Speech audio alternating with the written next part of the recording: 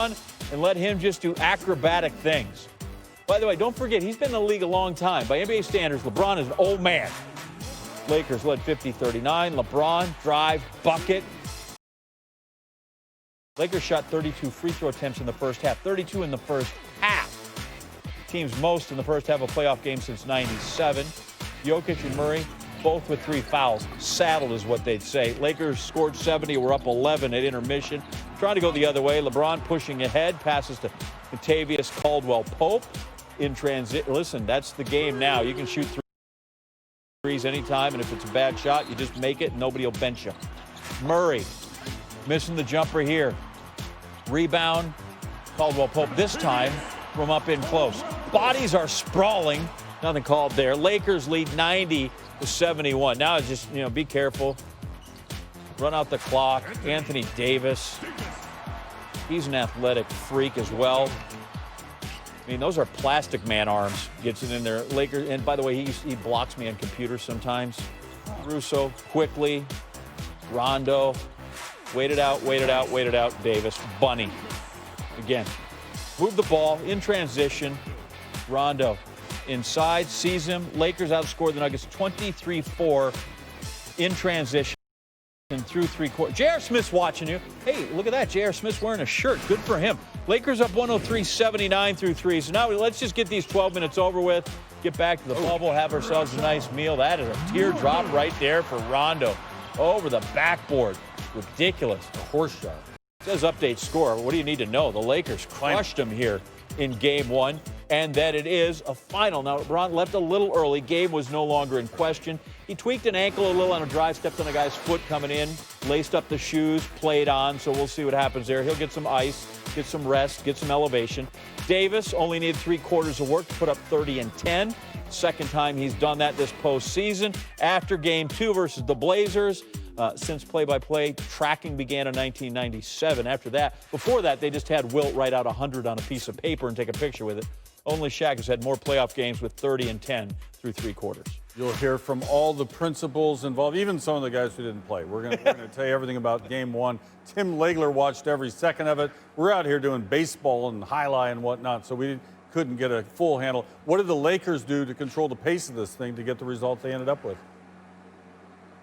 Yeah, Kenny, I don't even know where to start. There were so many layers to how badly they overwhelmed Denver in this one. But I think the thing that stood out to me was the pace the Lakers played with offensively. And it seemed like every time the Nuggets missed a shot around the rim or missed a good look, the Lakers got something really quick going the other way. They capitalized the entire game. I just thought their pressure up the floor was relentless in this one. And here's an example. Paul Millsap is a bunny.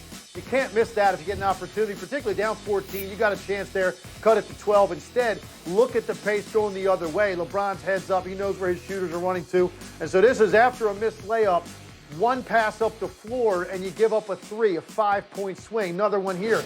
Great look for Jamal Murray. But if you're Michael Porter and you're at the top of the key, or if you're Monte Morris here in the wing, one of you two has to get back and protect your shooter. And that might be Jeremy Grant, actually. And instead, you miss a pull-up 15-foot wide-open jumper, and you give up a dunk going the other way, another 4-point swing. And there were a number of those in the first half as well. It was just a completely dominant performance by the Lakers across the board. Too big, too talented, too fast. And the Denver Nuggets didn't help with the way they shot the basketball either. Yeah, LeBron's the usual suspect for doing good things that help his team win, but you like what Davis and Rondo were doing in this one as well, right? Yeah, Anthony Davis was just too much for their front line. I mean, he was getting guys in foul trouble in the first half, and then in the second half, it was all about shot making. He's just too big, too long, and too skilled for what the Denver Nuggets are throwing at him. If you're going to put Jeremy Grant on LeBron, that means a guy like Jokic or Plumlee, they're going to have to guard Anthony Davis, and it's just a problem. Millsap as well, who's an undersized 4, and Anthony Davis just goes right over the top of him. And then Rajon Rondo is a guy that I have talked so much about what he means to this team because of all that playoff experience. You know, he comes in, and immediately the pace picks up for the Lakers, and he's going to find you. If you're anywhere on the court, you're going to get an open shot. Rondo sees it before you do, and there's a reason that he's got the pedigree that he does in the postseason. I thought on the floor tonight, Anthony Davis, LeBron, Rajon Rondo, those 3 guys were playing at a faster rate than anybody on the Denver Nuggets, and you can't have it to that extent. So look, Denver, They took their beating in this first one. It's going to be interesting to see what adjustments they can make to be better defensively early to make the Lakers play a little bit of half-court basketball and make it into more of a three-point shooting contest. That was not the case in this game. The Lakers got whatever they wanted to. Their defense really, I think, helped lead to that as well in the first half. All right, Tim Legler could be an NBA coach, and I'm hyping him for all those open positions, but he's just having too much fun with us. So right now we go to a current coach, Mike Malone, after the Game 1 loss. What can you do to protect Nikola a little bit more and not have him pick up those tick-tack fouls? I don't know if there's anything I can do. I mean, I can't go out there and play for him.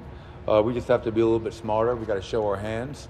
And again, I'm looking forward to watching the film to see where all these fouls were called. And obviously in the second half, things got evened out, but it was an extreme advantage for the Lakers in that first half. So watch the film, see the fouls that are being called, why they're being called, should they have been called, and then try to learn from it and get better for game number 2.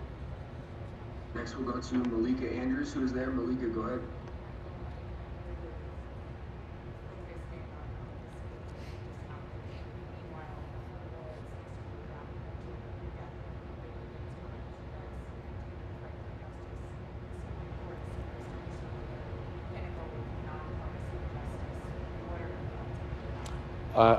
I feel I'm embarrassed to say this. I really don't have any. It's the first time hearing of this. Maybe because I'm so locked into this series, I really don't have anything to comment on that right now. I apologize. Next we'll go to Mark Kisla. Mark, go ahead. Fouls are always tricky to talk about.